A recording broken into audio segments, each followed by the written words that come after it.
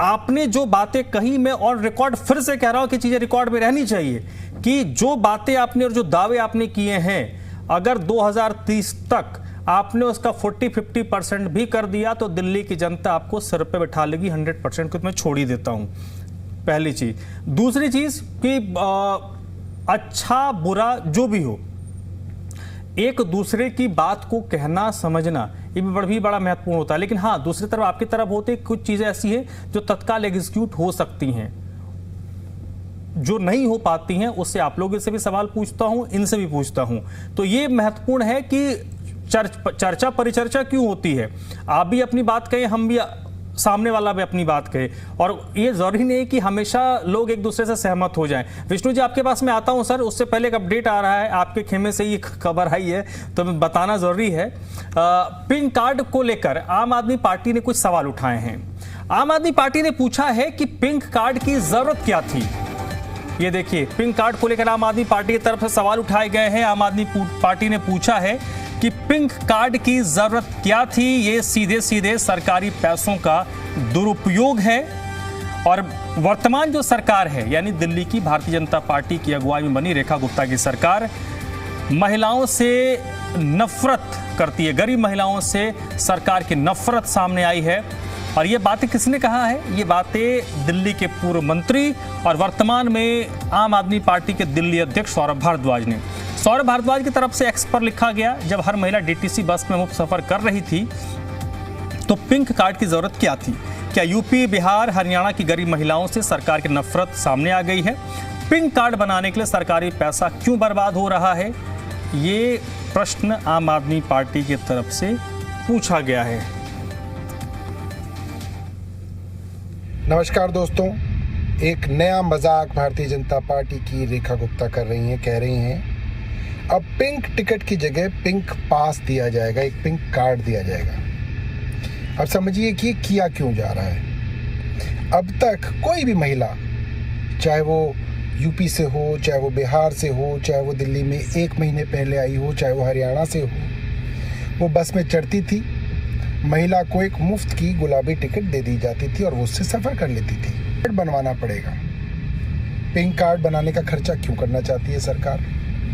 Pink card कौन महिला बनवा पाएगी, कौन नहीं बनवा पाएगी, इसके बारे में सरकार ने नहीं बताया। फिर इसके लिए ये कहेंगे कि आप दिल्ली का आधार कार्ड दीजिए। ऐसी लाखों महिलाएं हैं जो बिहार से हैं, उत्तर प्रदेश से हैं, हरियाणा से हैं, पूर्वांचल से हैं, जो दिल्ली में रहती हैं मगर उनके पास आधार कार्ड आज भी बिहार का है, आज भी उत्तर प्रदेश का है। तो क्या आप उन गरीब पूर्वांचलियों को अपने इस हक से बेदखल करने के लिए षड्यंत्र कर रहे हैं?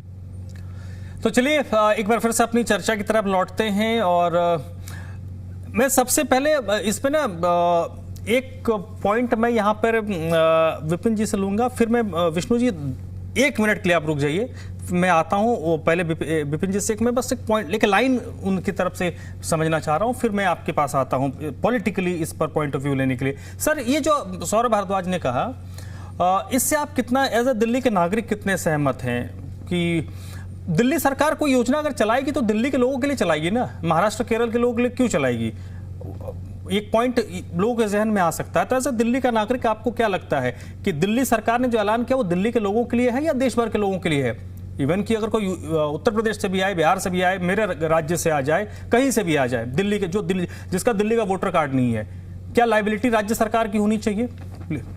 जी देखिए, 2 बातें हैं, क्योंकि ये राजधानी है और साथ साथ किसी भी राजधानी को पूर्ण राज्य का ओहदा नहीं मिलता।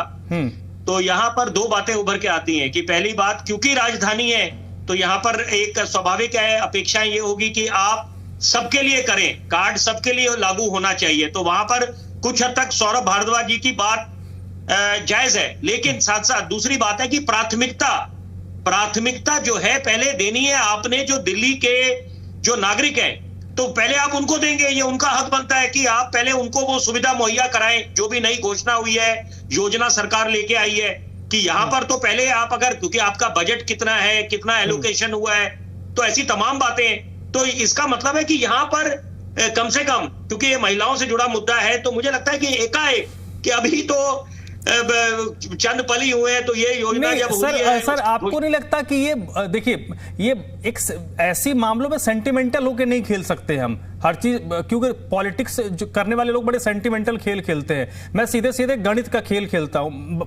जो मेरी समझ में आती है। अगर मेरे जगह कोई महिला है, ठीक है, वो मान लीजिए बिहार की रहने वाली है, वो रहती दिल्ली में है, वोट जाके बिहार में अगर डालती है, या वो नोएडा रहती है, गाजियाबाद रहती है, तो उसको दिल्ली में क्यों उसको फ्री में दे भाई? राज्य सरकार के पास तो इसके लिए फिर तो सेंटर एक प्लान बनाए, एक सेंटर फिर ऐसा कोई बजट रखे जो देश भर के लोगों के लिए हो, तो फिर वो मसला हो जाता है ना भाई। वो तो सर आपके जेब पर भारी पड़ेगा ना, क्यों दिल्ली के टैक्स पे उसके लिए बात दर्शकों तक पहुंचे, मैं उसी के लिए संक्षेप में उदाहरण दूंगा। अगर मान के चले कोई योजना नई लागू होती है पश्चिम बंगाल में, तो निश्चित बात है कि वो राज्य स्तर पे होगी, कि वहां की जो महिलाएं हैं, जो नागरिक है, तो उन्हीं को मिलेगी योजना का फायदा। तो लेकिन क्योंकि अंतर ये हो जाता है, क्योंकि ये राजधानी में ये घोषणा हुई है, तो इसलिए ये इसको लेकर एक तरह से राजनीति शुरू हो गई, या सवाल जवाब पूछने शुरू हो गए हैं विपक्ष के नेता। लेकिन 100 बातों की एक बात, कि पहले आपको प्राथमिकता ये देनी है कि ये योजना अगर सफल तरीके से अमल करानी है, तो पहले आप जो दिल्ली के नागरिक हैं उन तक ये पहुंचे, उसके बाद आप दूसरे चरण में वहां पर उनको भी सुविधा दे सकते हैं। ठीक है, विष्णु जी बताइए सर, क्या दिक्कत है? दिल्ली के संसाधनों पर पहला हक दिल्ली के लोगों का ही तो बनता है ना सर, फिर आम आदमी पार्टी को क्या दिक्कत है? अच्छा धर्मराज जी, दिल्ली में जो संसाधन इकट्ठा होता है वो किस तरीके से होता है? वो 2 तरीके से होता है, इनडायरेक्ट टैक्स और डायरेक्ट टैक्स। सीधा सिंपल सा लॉजिक है। अब इनडायरेक्ट टैक्स में जो कंजम्पशन बेस्ड जो टैक्स रेवेन्यू जनरेट हो रहा है, वो कहां से हो रहा है? आप समझ रहे हैं? देखिए, सरकार का काम एक वेलफेयर के लिए होता है, वो कोई रेवेन्यू प्रॉफिट लॉस के लिए नहीं होती है। सरकार चाहे कोई भी हो, हमेशा वेलफेयर के लिए होती है। आप लोगों को स्टेट में नहीं बांट सकते कि आप बिहार के होकर दिल्ली में क्यों इलाज नहीं करा सकते। दिल्ली में बहुत से सरकारी अस्पताल है भाई, जहाँ पे जो चीज सही चीजें हो, जहाँ दिल्ली में ज्यादा रिसोर्स है, लोगों का कमाने का जरिया ज्यादा अच्छा है, यहाँ इनकम ज्यादा अच्छी हो सकती है लोगों की, तो यहाँ आएंगे। ठीक है, टेक्निकली वो अपडेट अपना आधार कार्ड नहीं करा पा रहे हैं, मान लीजिए नहीं करा पा रहे हैं, तो क्या वो वहां की सर्विसेज को अवेल नहीं कर पाएंगे क्या? क्या इसका मतलब तो ये होगा कि ठीक है, बंगाल का जो आदमी होगा वो दिल्ली में इलाज नहीं करा पाएगा? फिर तो ऐसा हो जाएगा।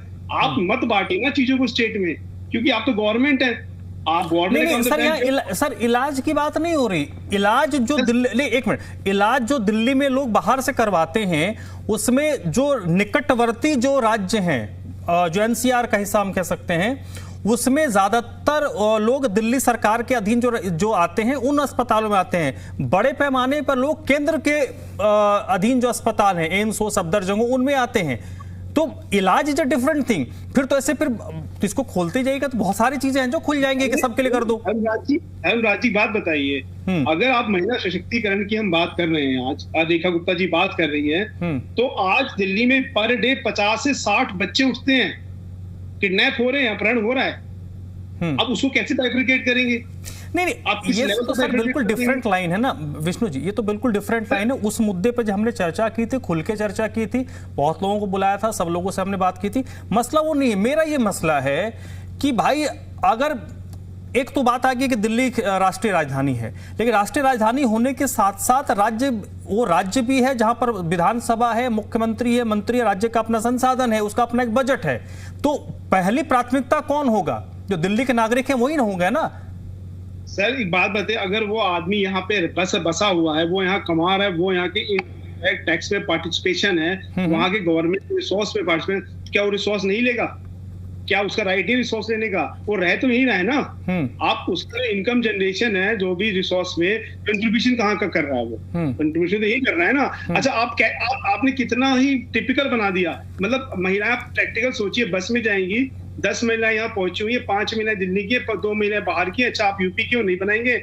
आप उत्तराखंड क्यों नहीं देंगे आपको? अब क्या करना चाह रहे हैं? लॉजिकली आप सोचिए ना, कितना क्रिटिकल वो सिंपल सा कंडक्टर जो सिर्फ एक पर्ची फाड़ के दे दिया करता था, हाँ ठीक है महिलाएं हैं, सम्मान है। आप लीजिए, क्या महिलाएं, क्या सम्मान, क्या हम यूपी की महिलाओं को सम्मान नहीं करेंगे? क्या हम इनका नहीं करेंगे? क्या पूर्वांचल नहीं करेंगे? अब फैक्ट्री कितना लेंदी प्रोसेस है। आप नहीं, दिल्ली के बहुत सारे लोग हरियाणा, गुरुग्राम और नोएडा, फरीदाबाद काम करने जाते हैं, क्या उनको यहाँ पे मिलता है? नहीं, वहां की स्टेट की पॉलिसी है ना, अब वहां की स्टेट की पॉलिसी, वो स्टेट पॉलिसी नहीं चाहती। आप समझिए ना, हम यूपी की सरकार और जो हरियाणा की भाई साहब मैं बताऊं, अगर मेरे राज्य में ऐसा कोई होगा तब विरोध करने वाला मैं पहला आदमी होऊंगा। मैं आपको खुल के बताता हूं कि मैं, आप बात नहीं समझ रहे हैं, आप राजनीति करने के लिए बोल रहे हैं। अगर मेरे राज्य में, अब उत्तराखंड में आप जमीन नहीं ले सकते हो, उनकी अपनी पॉलिसी है, तो अब स्टेट की अपनी एक वो है ना, संसाधन है, तो उस पर पहले, फिर स्टेट बनने का क्या मतलब है? फिर स्टेट खत्म कर दिए, भारतीय देश होगा। सर आप मैं आता हूँ, मैं जाता हूँ। हाँ हाँ बोलिए विष्णु भाई, बोलिए। ठीक है, तो आप भारतीय ना, आप तो नेशनलिटी ना भाई, फिर ये ना बड़ा वो बात है। जैसे मैं समझ रहा हूँ आप जो कहा, आपने जो कहा ना भारतीय, बट उसी भारत में एक राज्यों का बंटवारा हुआ है। लोग आज उत्तर प्रदेश में बड़े संख्या में लोग हैं जो कहते हैं इसको हिस्सों में बांटो। क्यों बांटो? क्योंकि वहां पर अच्छा छोटा राज्य होगा, छोटे जिले होंगे, छोटा स्टेट होगा, काम होगा। बात करते हैं ना छोटे छोटे राज्यों की। नहीं, तो इसका मतलब क्या होगा? इसका मतलब ये होगा कि ठीक है, पूर्वांचल के छठ घाट जो नहीं होगा उनके नहीं बनाए जाएंगे। किसके? कहां तक आप करेंगे बाइफरकेट? आप किसी भी सर्विसेज को लेके आप, भाई साहब मैं बताऊं आप समझ नहीं रहे हैं। ठीक है, आदेश जी कुछ कहना चाह रहे सर, आप भी आपका पॉइंट ऑफ व्यू समझो, बताइए। धर्मराज जी, मैं सिर्फ इतना कहना चाहता हूं कि जब केजरीवाल जी पहली बारी मुख्यमंत्री बने थे, हाँ, और यही ने उठाया था कि बिहार का आदमी 500 रुपए का टिकट कटवाता है और दिल्ली से 5000 का इलाज लेके जाता है। ये खूबसूरती थी कांग्रेस की सरकार की। हम लोगों को सबको इलाज देते थे। राज्य की अपनी अपनी पॉलिसी है, ये एक अलग विषय है, लेकिन इस देश के केजरीवाल जी ने कहा था कि 500 रुपए का टिकट कटवा के दिल्ली आ जाते हैं, इलाज लेके जाते हैं। हमने हॉस्पिटल सर्विसेज को इम्प्रूव किया था। माफ करना, हमने उनको नाम नहीं बदले थे। हमने डिस्पेंसरी को डिस्पेंसरी कहा या औषधि केंद्र का मोहल्ला क्लिनिक नहीं, उसका नाम बदल के रख दिया। हमने अब उसका एक नई उसी का नाम आरोग्य केंद्र कर दिया। इससे सुधार नहीं होने वाला। बसों का नाम बसों देवी रख दिया तो उसमें क्या हो गया? लेकिन देवी रख दिया तो पिक एंड चूज कर दिया। ये सरकार की पॉलिसी, सरकार स्पष्ट करके बताए, सरकार स्पष्ट करे किसको देना चाहती है, किसको नहीं देना चाहती।